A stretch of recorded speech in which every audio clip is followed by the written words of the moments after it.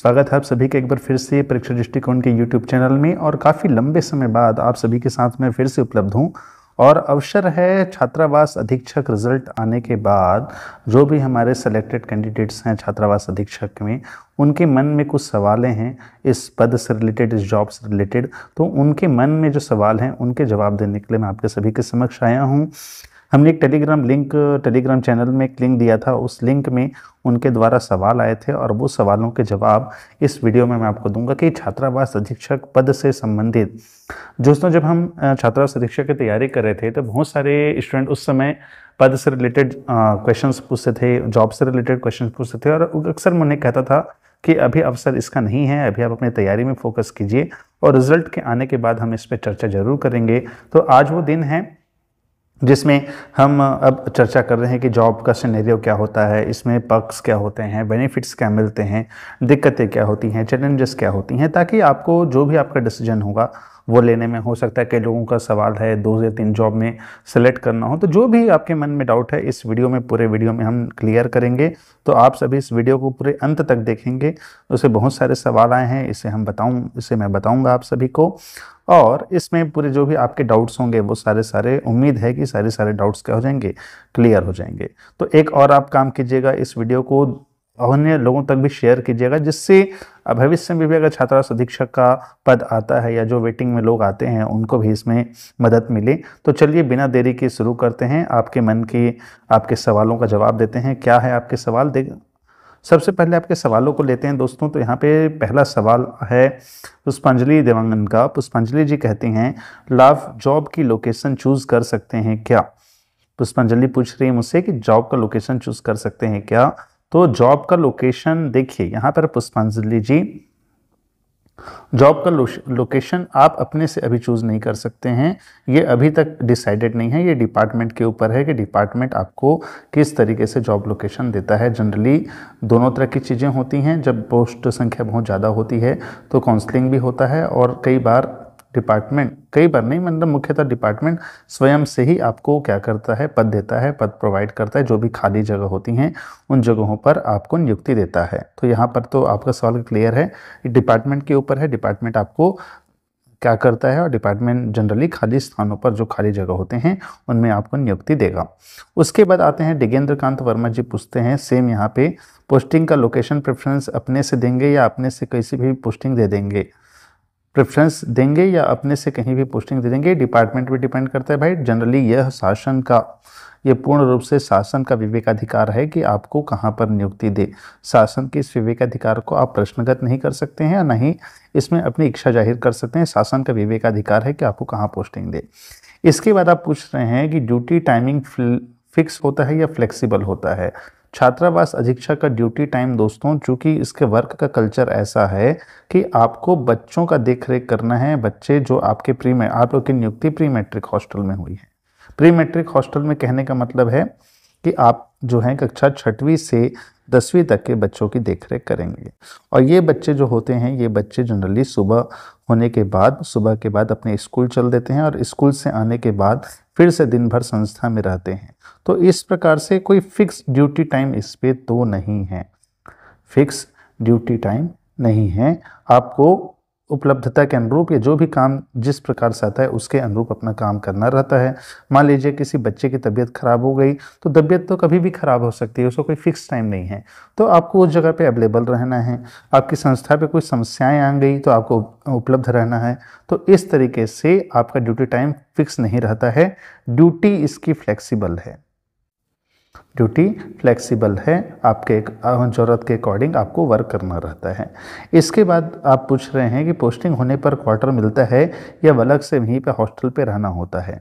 जी हाँ, अभी आपको हम बता दूं कि छात्रावास अधीक्षक के लिए जो क्वार्टर होता है वह सामान्य रूप से संस्था में जो परिसर होता है, कैंपस होता है, वहीं कैंपस में आपका एक क्वार्टर भी होता है। अधीक्षक अधीक्षिका दोनों के लिए कैंपस में ही क्वार्टर होता है। अगर किसी कारण से, वैसे ऑप्शन बहुत कम है, अगर किसी कारण से आपकी संस्था में क्वार्टर नहीं है, तो ही आप क्या कर सकते हैं, बाहर में रहते हैं, अन्यथा सभी जगहों पे संस्था में क्वार्टर क्या होते हैं, उपलब्ध होते हैं। ये क्लियर हो गया है। आप अगला पूछते हैं कि हॉस्टल में फ्री का खाना मिलेगा या नहीं। नहीं मित्र, हॉस्टल व्यवस्था जो होती है वह बच्चों के लिए होती है। तो जो इसमें भोजन होता है यह बच्चों के लिए उपलब्ध होता है, बच्चों को लिए होता है। अधीक्षक को फ्री का खाना जो बोल रहे हैं वो इस प्रकार की कोई ऐसी पक्ष से सुविधा उपलब्ध नहीं है। ये मेस सुविधा बच्चों के लिए होती है। इसके बाद आप पूछते हैं कि प्रमोशन कितने साल में होता है। तो छात्रावास अधीक्षक में प्रमोशन सामान्य रूप से जो नियम है वह 5 वर्ष का है कि 5 वर्ष के उपरांत 10 श्रेणी के जो अधीक्षक हैं उनका प्रमोशन सहश्रेणी में करा जाना चाहिए। यह नियम है। इस नियम से वो चेंजेस विभाग की तरफ से या फिर जो भी परिस्थिति होती है उसके अनुरूप हो सकता है, लेकिन जो नियम वह है 5 वर्षों में प्रमोशन प्रदान करने का नियम है। इसके बाद है ट्रांसफ़र होता है या नहीं। बिल्कुल, किसी भी शासकीय कर्मचारी की तरह छात्रावास अधीक्षक में भी ट्रांसफ़र होता है। आप सबको बता दूं कि जो भी शासकीय कर्मचारी होते हैं उनका ट्रांसफ़र होता है, तो उसी प्रकार से छात्रावास अधीक्षक का भी ट्रांसफ़र होता है। जो भी सुविधाएं किसी भी शासकीय कर्मचारी को मिलती हैं वे सभी सुविधाएं छात्रावास अधीक्षक को भी मिलेंगी। इस चीज़ को क्लियर कर लीजिएगा। जो भी सुविधाएं छुट्टियों से लेकर जो भी चीज़ें हैं अगर किसी शासकीय कर्मचारी को मिल रही है तो छात्रावास अधीक्षक को मिलेगी, क्योंकि यह एक शासकीय सेवा का पद है। इतना आपका सवाल हो गया, मैंने क्लियर कर दिया है। इसके बाद अगले सवाल में चलते हैं। अगले सवाल में निधि जी पूछती हैं कि जॉब के साथ कैसे पढ़ाई कंटिन्यू रखें।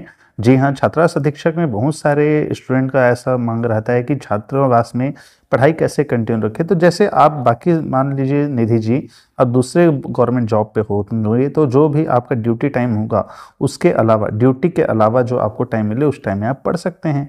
तो उसी प्रकार से भी छात्रावास अधीक्षक में छात्रावास के कार्यों के उपरांत, छात्रावास के आपके जो दैनिक कार्य हैं या दैनिक आपके कार्य हैं, इसके बाद साथ ही साथ जो भी आपको पंजियां संधारित, पंजियां मतलब रजिस्टर जो भी संधारित करने होते हैं, उसके बाद जो आपको समय अगर व्यक्तिगत रूप से मिल रहा है तो उसको आप पढ़ने के लिए दे सकते हैं। बिल्कुल पढ़ाई कर सकते हैं, लेकिन बस शासन का मंशा क्या है कि इस पढ़ने के उपरांत आपके कार्य में कोई व्यवधान नहीं उत्पन्न हो। कार्य आप अच्छे से कर रहे हैं तो अपने समय की यूटिलाइजेशन कर सकते हैं, जैसे आप बाकी जॉब में करते हैं, बाकी जॉब में रहते हुए पढ़ते हैं, उस प्रकार से छात्रावास अधीक्षक में भी कर सकते हैं। स्पष्ट कर देता हूं, जब आप अपने कार्य कर लेंगे, दैनिक कार्य कर लेंगे, उसके बाद आप जो समय बचता है आपके पास, उस समय में आप आगे बढ़ने के लिए अपनी पढ़ाई कर लीजिएगा। इसके बाद आप पूछ रहे हैं कि सैलरी कितनी होगी। तो छात्रावास अधीक्षक में सैलरी की बात करते हैं तो सैलरी को चलिए मैं एक्सप्लेन कर देता हूँ। सैलरी को एक्सप्लेन कर देता हूँ आप लोगों को कि सैलरी मान लीजिए अभी, मान लीजिए नहीं मतलब क्लियर है, अभी आपका जो पोस्टिंग होगी वह 25,300 बेसिक पे होगी। आपका पहला बेसिक होगा 25,300। इस 25,300 बेसिक पे आपका जुड़ेगा डीए, जो आपको डीए अभी वर्तमान में 50% है, तो इस बेसिक का 50% क्या होगा, डीए जुड़ेगा। इसके बाद आपको 200 रुपये समथिंग आपको मेडिकल अलाउंस मिलेगा।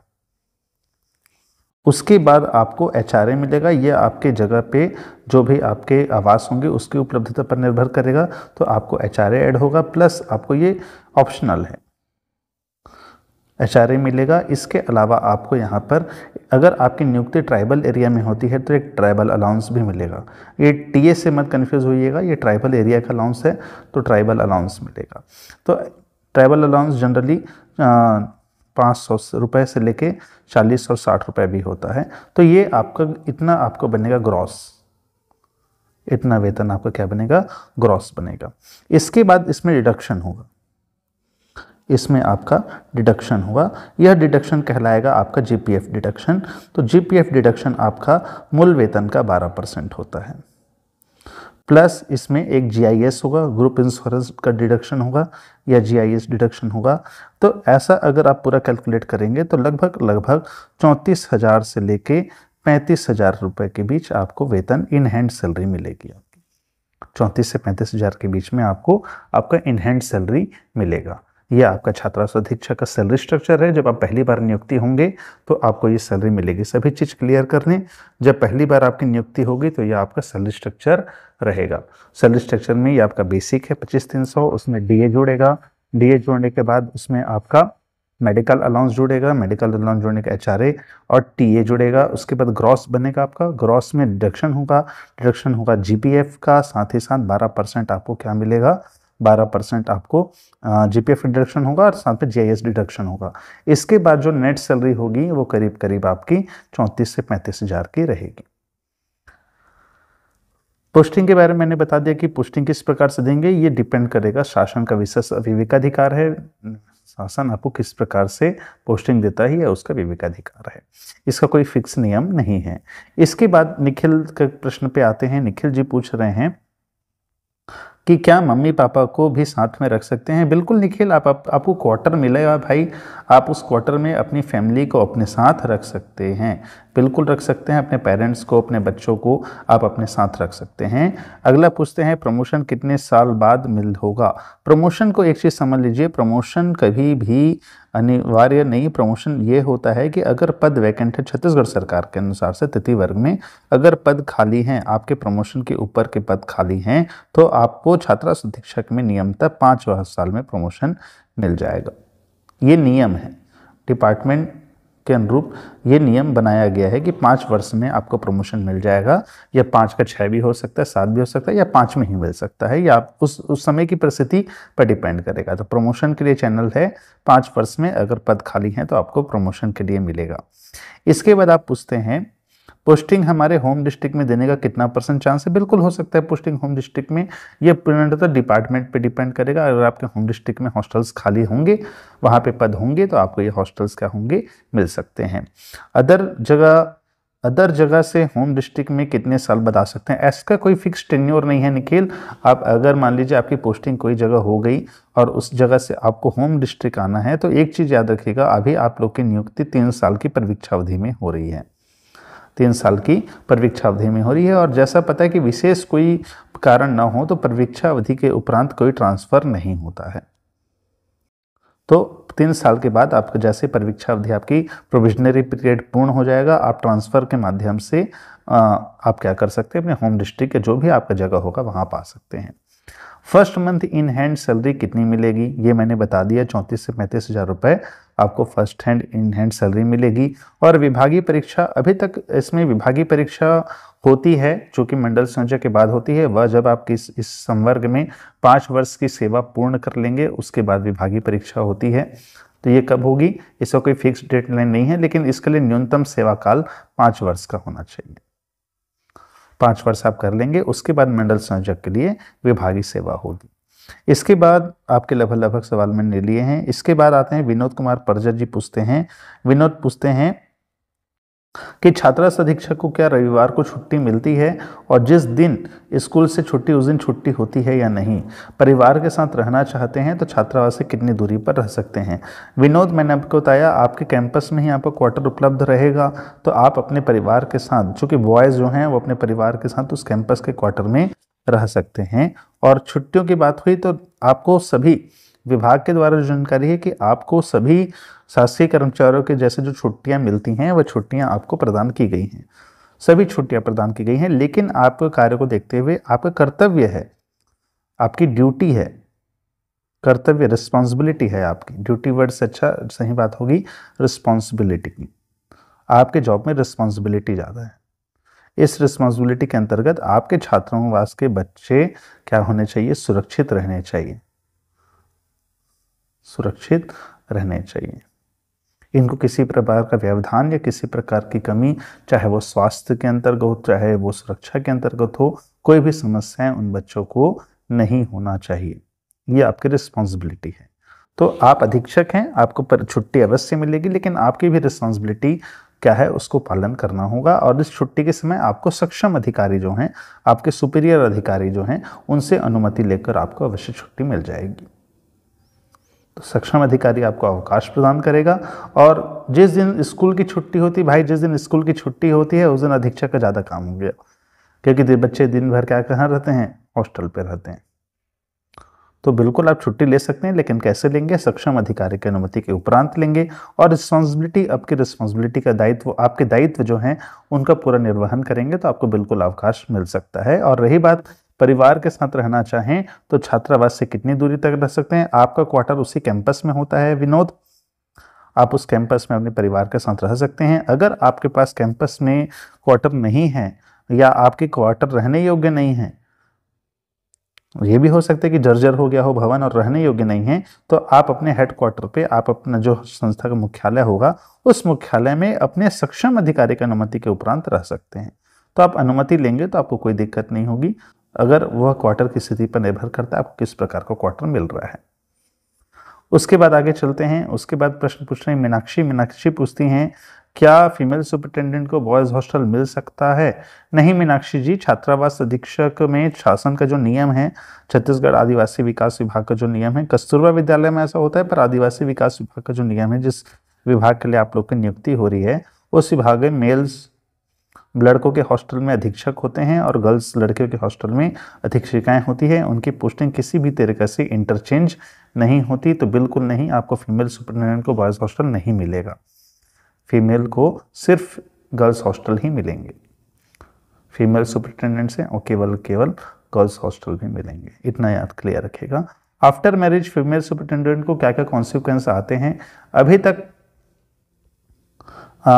इसमें थोड़ी सी कंट्रोवर्सी है मीनाक्षी, मैं इसका जवाब इस वीडियो पे नहीं देता हूं, लेकिन जनरली यहाँ पे डिपेंड करता है। डिपार्टमेंट ये कहता है कि अगर किसी छात्रावास में अलग से इंटर से क्वार्टर का कोई क्वार्टर है, अधीक्षका का क्वार्टर है, और वो क्वार्टर इस प्रकार से है कि जो बच्चियां हैं, जो बालिकाएं हैं, उनको कोई इंटरफेरेंस नहीं होता है, तो अधीक्षिकाएं भी अपनी महिला को अपने साथ पुरुष सदस्यों को अपने घर पे रख सकती हैं। लेकिन अगर मान लीजिए वो एक ही कैंपस में है, कोई अलग से एंट्रेंस नहीं है, कैंपस क्या है, एक ही है, जुड़ा हुआ है, मतलब कि इंटरफेरेंस हो रहा है मेल पर्सन का उस क्वार्टर हॉस्टल के साथ, तो यहाँ पर आपको अनुमति नहीं है। तो इस तरीके से आप इसको समझिएगा। यहाँ पर मैरिज के साथ अगर जेंट्स में रखना है तो अलग से एंट्रेंस अगर है, कैंपस सेपरेटेड है तो बिल्कुल रख सकते हैं, लेकिन अगर थोड़ा सा भी सेपरेटेड नहीं है और इंटरफेयर हो रहा है तो ऐसी जगह पे अनुमति नहीं है। यहाँ पर हरीश पूछते हैं, हरीश ने तो बहुत सारे सवाल पूछ लिए भाई, एक साथ इतने सारे सवाल।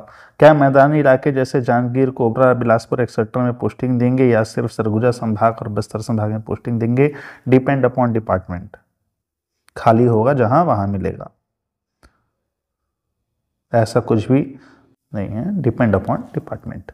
ओके, डॉक्यूमेंट्स क्या क्या लगेगा? डॉक्यूमेंट वेरिफिकेशन के लिए डेट आ चुकी है, सवाल मेरे पास पहले आ गए थे तो आपको पता है डॉक्यूमेंट क्या क्या लगेंगे। मेडिकल सर्टिफिकेट, अच्छा पूछा आपने, मेडिकल सर्टिफिकेट और पुलिस वेरिफिकेशन ये सब कब बनवाना है? मेडिकल सर्टिफिकेट आपको ज्वाइनिंग के पहले, जिस दिन आप ज्वाइनिंग के लिए जाएंगे, सभी स्टूडेंट्स ध्यान देंगे, जिस समय आप ज्वाइनिंग के लिए जाएंगे, जिस दिन आप नियुक्ति के लिए जो भी कार्यालय में आपको बताया रहेगा इस कार्यालय में आपको नियुक्ति लेनी है, उस कार्यालय में आपको जो है ज्वाइनिंग के लिए आपको मेडिकल सर्टिफिकेट लेके जाना पड़ेगा। ये मेडिकल सर्टिफिकेट ध्यान देंगे, ये मेडिकल सर्टिफिकेट सभी डिस्ट्रिक्ट जिला अस्पतालों पे, डिस्ट्रिक्ट हेडक्वार्टर पे सिविल सर्जन की कमेटी होती है वो बनाती है। कैसे होगा ये भी मैं आपको क्लियर कर देता हूं। जब आपका नियुक्ति आदेश या नियुक्ति के लिए आपको लेटर मिलेगा कि इतने दिनों तक के अंदर आप इस कार्यालय में क्या करें, जाके कार्यभार ग्रहण करें या वहां पे जाकर रिपोर्ट करें, तो उस समय क्या रहेगा, उस लेटर के बिहाफ में आप डिस्ट्रिक्ट हेडक्वार्टर जाएंगे, आपके जिला जो भी जिला है, आप या तो अपने होम डिस्ट्रिक्ट से भी बनवा सकते हैं या जिस जिले में आपकी नियुक्ति की गई है उस जिले में भी बनवा सकते हैं, दोनों में कहीं भी बनवा सकते हैं। तो आप डिस्ट्रिक्ट हॉस्पिटल जाएंगे, डिस्ट्रिक्ट हॉस्पिटल में वहां आपको सिविल सर्जन की कमेटी क्या करेगी, आपको मेडिकल सर्टिफिकेट प्रोवाइड करेगी। इस मेडिकल सर्टिफिकेट को आप अपने साथ लेके नियुक्ति के दिन, जिस दिन आपको कार्यभार लेना है, उस जगह पे जाके जमा करेंगे। पुलिस वेरिफिकेशन के लिए भी, पुलिस वेरिफिकेशन कई बार विभाग कहता है कि आपको कराना है, या आपके नियुक्ति पत्र में लिखा होगा या अथवा या एक शपथ पत्र आपसे लिया जाएगा कि आपके खिलाफ कोई भी पुलिस केस नहीं है, और उस शपथ पत्र के माध्यम से, शपथ पत्र के द्वारा ही आपका पुलिस वेरिफिकेशन बाद में विभाग कराएगा। इसके लिए आपको समय दिया जाएगा पुलिस वेरिफिकेशन के लिए, उसके लिए आपको घबराने की आवश्यकता नहीं है, इसके लिए समय दिया जाएगा और मेडिकल सर्टिफिकेट आपको लेके जाना रहेगा। अगले क्वेश्चन है, फिर से काउंसलिंग ऑफलाइन होगा या ऑनलाइन? डिपार्टमेंट पे डिपेंड करेगा, इसकी जानकारी नहीं है। इसके बाद डॉक्यूमेंट वेरिफिकेशन और ज्वाइनिंग कब तक होगा? डॉक्यूमेंट वेरिफिकेशन हो रहा है, ज्वाइनिंग डिपार्टमेंट पे डिपेंड करता है। सैलरी कितना मिलेगा मैंने आपको बता दिया है, सैलरी आपको कितनी मिलेगी। इसके बाद कितना रिस्की जॉब है, जॉब रिस्क समझेंगे या रिस्पॉन्सिबिलिटी समझेंगे, दोनों में अंतर नहीं है वैसे समझने के लिए, लेकिन हाँ डेफिनेटली इस जॉब में रिस्पॉन्सिबिलिटी ज़्यादा है दोस्तों।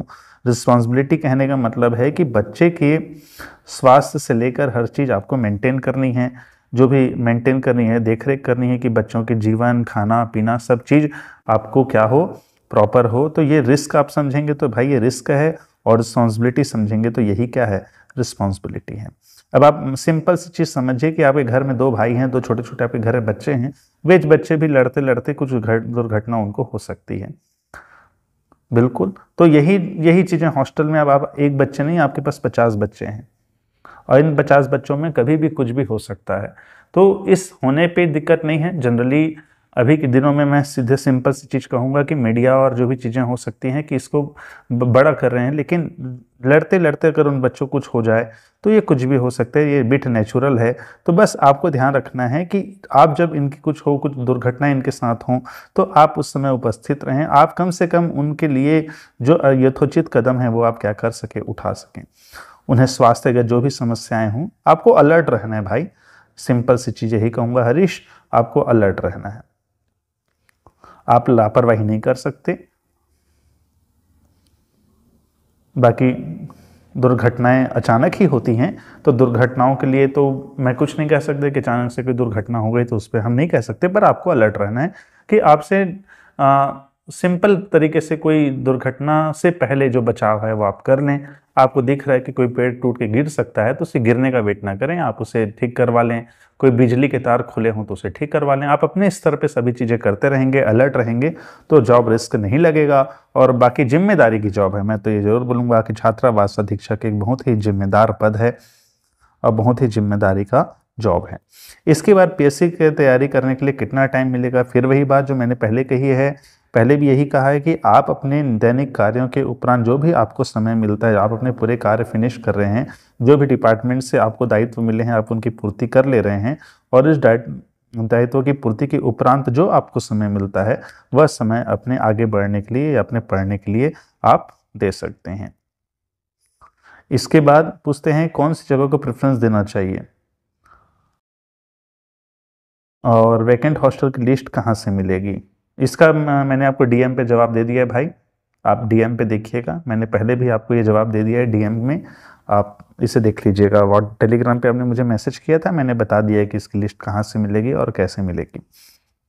कई चीज़ें हैं जो मैं यहाँ पे यूट्यूब पे नहीं बता सकता, तो इसलिए मैंने आपको डीएम कर दिया है। ओके, अगला चलते हैं मनीषा जी। मनीषा जी पूछ रहे हैं कि क्या गर्ल्स हॉस्टल में ज़्यादा रिस्पॉन्सिबिलिटी रहती है। Definitely ma'am Manisha, girls hostel में बॉयज़ हॉस्टल के कंपेयर में ज़्यादा रिस्पॉन्सिबिलिटी होती है। आजकल के जिस हिसाब से सिनेरियो दिख रहे हैं, जिस हिसाब से समाज में चीज़ें बदल रही हैं, समाज में परिवर्तन आ रहा है, डेफिनेटली गर्ल्स हॉस्टल में बॉयज़ हॉस्टल से ज़्यादा जिम्मेदारी होती है। 100% मैम एग्री हूँ कि गर्ल्स हॉस्टल में, और जो भी गर्ल्स अधीक्षिकाएँ हैं मैं उनको नमन भी करता हूँ, वो कितनी अच्छे से अपनी जिम्मेदारियों का निर्वहन करती हैं। बाहर से देखना, बाहर से निगेटिव बोलना या बाहर से किसी चीज़ को बुरा कहना आसान होता है, बट सच में जितनी बड़ी जिम्मेदारी का वो निर्वहन करती हैं वो बहुत बड़ी जिम्मेदारी है और रिस्पॉन्सिबिलिटी होती है। लेकिन फिर बोलूँगा, अगर आप अलर्ट रहेंगी और अगर आप थोड़ी सी सजग रहेंगी तो डेफिनेटली इस जिम्मेदारी को आप अच्छे से निभा सकती। बहुत सारी अधीक्षिकाएँ इस राज्य में अपनी जिम्मेदारियों का अच्छे से निर्वहन कर रही हैं और बहुत अच्छे तरीके से कर रही हैं, और बच्चियों को भी बहुत आगे पहुंचा रही है वो, तो इसमें कोई डाउट नहीं है कि वो अपनी रिस्पॉन्सिबिलिटी अच्छे से निभा रही हैं। इसके बाद आते हैं मेडिकल सर्टिफिकेट बनवाने के बारे में बताइए, उसको लेके थोड़ा टेंशन है। सिंपल है मनीषा जी, जब आपको नियुक्ति पत्र मिलेगा, एक आपको गवर्नमेंट से नियुक्ति पत्र आएगा कि इतने दिन में आपको ज्वाइनिंग करना है, या फिर वेबसाइट में भी डल जाएगा कि इतने दिन में ज्वाइनिंग करना है, इस जगह पे इसको ज्वाइनिंग करना है। तो जब भी ये आपको लेटर मिले, इसे लेके तत्काल आप अपने जिला अस्पताल पहुंच जाइएगा। सुबह से चल दीजिएगा, सुबह 8 बजे चल देंगे, ज़्यादा अच्छा है। तो जिला अस्पताल में उस लेटर को लेके जाइएगा। जनरली कई जिला अस्पतालों में डेली ये मेडिकल सर्टिफिकेट बनता है, कुछ जिला अस्पतालों में सप्ताह में 3 दिन बनता है। तो ये आप वहाँ जाके पता कर लीजिएगा, या अभी से पता कर लीजिएगा कि आप जिस जिले में हैं वहाँ मेडिकल सर्टिफिकेट कब बनता है।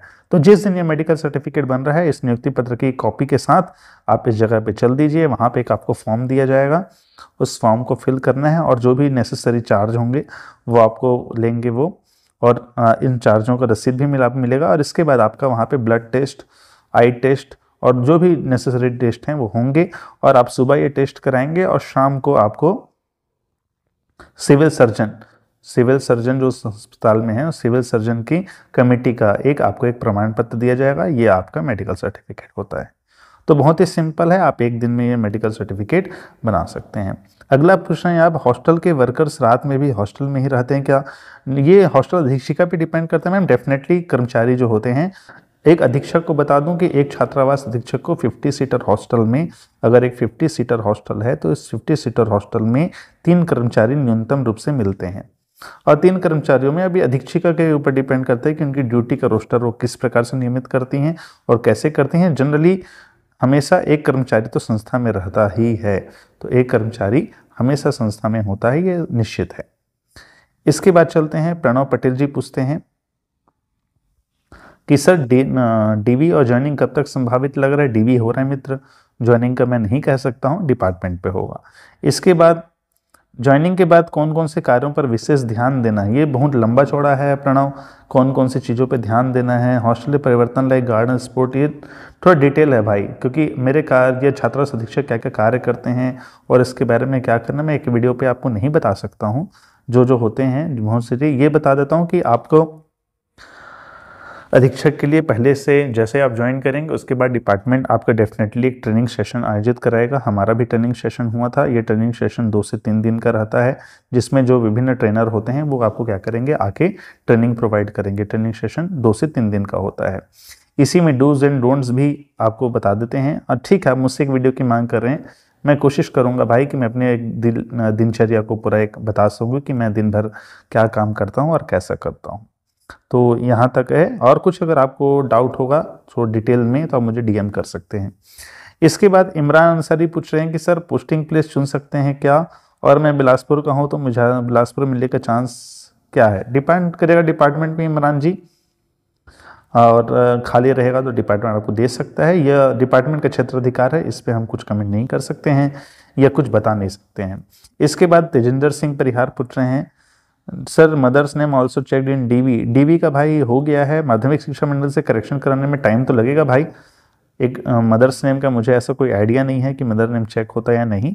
जनरली हमारे सभी डॉक्यूमेंट में फादर्स नेम और जो चीज़ें होती हैं, लेकिन एक बार आप, ऐसा नहीं है कि डिपार्टमेंट आपको सपोर्ट नहीं करेगा, आप उन्हें बताएंगे तो बिल्कुल आपको समय दे देगा अगर इस चीज़ से कोई इश्यू होता है तो। आशीष पूछते हैं सर सैलरी कितनी मिलेगी फर्स्ट हैंड से? मैंने बताया सतीश, इन हैंड आपको 34 से 35 हज़ार रुपये मिलेंगे। कैसे मिले मैंने ऊपर बताया है, 34 से 35 हज़ार रुपये आपको फर्स्ट मंथ से मिलना चालू हो जाएगा।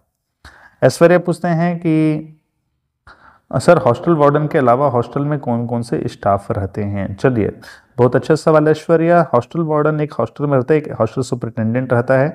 इसके अलावा एक 50 सीटर हॉस्टल पे 50 सीटर हॉस्टल में गवर्नमेंट के अनुसार 3 कर्मचारी होते हैं। ये 3 कर्मचारी 4th क्लास के होते हैं, मतलब पियून होते हैं। और ये पियून कर्मचारी ही क्या करते हैं, ये पियून कर्मचारी ही खाना बनाने से लेकर साफ सफाई का ध्यान रखते हैं। इसके अतिरिक्त ऐश्वर्या गर्ल्स हॉस्टलों पे क्या होता है, गर्ल्स पे जनरली एक गवर्नमेंट के द्वारा होम गार्ड प्रोवाइड किया जाता है, और ये होम गार्ड सुरक्षा और बाकी चीज़ों का ध्यान रखते हैं। ये होम गार्ड इस पे होता है। इसके अतिरिक्त अगर आपके यहाँ समस्याएं हैं या आपके यहाँ कोई स्पेशल क्लासेस कोचिंग इस प्रकार चलता है तो वहाँ पे एक्स्ट्रा कर्मचारी, पर ये फिक्स कर्मचारी 3 कर्मचारी आपके 50% होटल होंगे और एक होम गार्ड होगा। आपको इतने कर्मचारी आपके पास आपके अंडर पे रहते हैं। सर पोस्टिंग अपने डिस्ट्रिक्ट में होगी या कहीं पर भी? कहीं पर भी हो सकती है ऐश्वर्या, चूँकि ये राज्य कैडर का पद है इसलिए आपकी पोस्टिंग कहीं भी हो सकती है। ट्रांसफ़र हो पाते हैं नहीं, डेफिनेटली ट्रांसफ़र होता है, ट्रांसफ़र पॉसिबल है। और ये ट्रांसफ़र अभी 3 वर्ष आपकी परीक्षा अवधि के अगर कोई विशेष कारण ना हो तो, अति विशेष कारण हो तो कर सकते हैं, लेकिन जनरली परीक्षा अवधि के 3 साल में आपकी ट्रांसफ़र पोस्टिंग नहीं होगी, उसके बाद आपकी ट्रांसफ़र पोस्टिंग हो सकती है।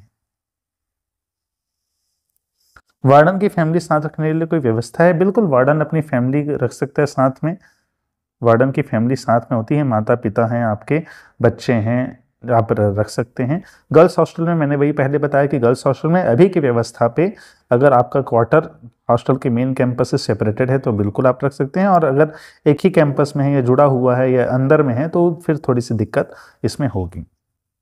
इसके बाद धर्मेंद्र जी पूछते हैं सर हौसला को सीधा प्रभार मिलता है या कुछ दिन के प्रशिक्षण के बाद प्रभार मिलता है? धर्मेंद्र, पहले जो 2 नियुक्ति हुई है इसमें डायरेक्ट तो नहीं होता, एकदम से तुरंत तो आपको जिस दिन आपने ज्वाइन किया उसी दिन प्रभार नहीं मिलता है। 2 से 3 दिन की ट्रेनिंग होती है भाई आपकी। और पहले जो अधीक्षक है, आप चाहें या आप जनरली ऐसा होता है कि पहले से अधीक्षक रहते हैं, उनके साथ आप 1-2 दिन या 2-4 दिन या हफ्ते भर उनका काम देख सकते हैं। तुरंत तो नहीं होता, 2 से 3 दिन का ट्रेनिंग होता है। बिल्कुल। और सर काउंसलिंग की प्रक्रिया प्रेफरेंस की सुविधा मिलती है? नहीं, डिपेंड करेगा भाई पूर्णतः विभाग पे। जी, इसके बाद आते हैं मनोज, सेम पोस्टिंग पूछ रहे हैं। मनोज, जिला रैंक के अनुसार इस प्रकार से ऐसी कोई व्यवस्था नहीं है, डिपार्टमेंट पे डिपेंड करेगा। आप जो पूछ रहे हैं ऐसी कोई व्यवस्था नहीं कि जिला में मेरा रैंक इतना है, इसका कोई व्यवस्था नहीं है। मलय, किस प्रकार का मोटिवेशन आपको चाहिए, बिल्कुल बताना भाई, मैं हेल्प करने के लिए तैयार हूँ। कैसा मोटिवेशन आपको किस प्रकार से चाहिए आप जरूर बताइएगा, मैं हेल्प करने के लिए बिल्कुल तैयार हूँ। इसके बाद संजू लता पूछती हैं, डॉक्यूमेंट वेरिफिकेशन चल रहा है संजू जी? वे क्वेश्चन पुराना था, आपको पता चल गया होगा। जॉब प्रोफाइल कैसा है, मैंने आपको पहले बताया दिया इस वीडियो पे कि बच्चों की जिम्मेदारियों का निर्वहन हमें करना है। जॉब के साथ सीजीपीएससी की तैयारी कर सकते हैं, बिल्कुल, अगर आपके पास समय निकल रहा है तो आप कर सकते हैं। स्टार्टिंग में कितने स्टूडेंट वाला हॉस्टल हैंडल करने को मिलता है? छात्र शिक्षक श्रेणी द जो होता है संजू लता, उसमें अधिकतम 50 बच्चे रहते हैं, अधिकतम 50 बच्चे रहेंगे, इससे ज़्यादा नहीं रहेंगे। योगेश पूछना, सर डीवीसी में डॉक्यूमेंट कुछ मिस्टेक हुआ तो क्या करना चाहिए? वहाँ आप अगर एकदम सिली मिस्टेक तो नहीं होती भाई, क्योंकि हमारा डॉक्यूमेंट हमारे पास पता है, हम स्नातक स्तर के अभ्यर्थी हैं, तो हमको पता है कि हमारे डॉक्यूमेंट तो अच्छे क्लियर हैं। और अगर रहती भी है तो आप बात कर सकते हैं, आप 1 या 2 बार अगर मान लीजिए कुछ दिक्कत हो रही हो तो आप फिर से उनसे समय ले सकते हैं। एकदम ही आपको रिजेक्ट कोई नहीं करेगा, आपकी बातें सुनी जाएंगी। मैरिड हैं तो क्या फैमिली के साथ रह सकते हैं? बिल्कुल रह सकते हैं भाई, अगर आप बॉयज़ हॉस्टल में हैं और आपका क्वार्टर अवेलेबल है तो अपनी फैमिली को अपने साथ रख सकते हैं, उसमें कोई आपत्ति नहीं है।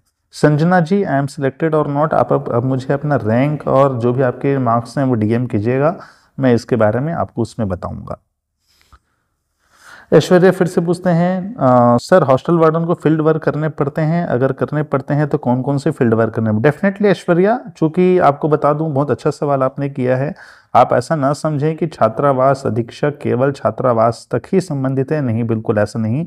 चूंकि ट्राइबल डिपार्टमेंट जो हमारा डिपार्टमेंट है, ट्राइबल डिपार्टमेंट में अगर आप देखा जाए तो आपको फील्ड के लिए कोई आपके अतिरिक्त कोई और ऐसा पद इसमें नहीं है। तो जो भी ट्राइबल डिपार्टमेंट की फ्लैगशिप स्कीम है, चाहे वो फ्लैगशिप स्कीम जैसे कि पीएम जनमन हो, इसके अतिरिक्त जो है विभिन्न प्रकार के पीवीटीजी शिविर हों, और साथ ही साथ छात्रवृत्ति को कुछ कार्यक्रम हों, इसके अतिरिक्त चुनाव हों, तो इन सब चीज़ों में अधीक्षक या वन अधिकार पत्रों का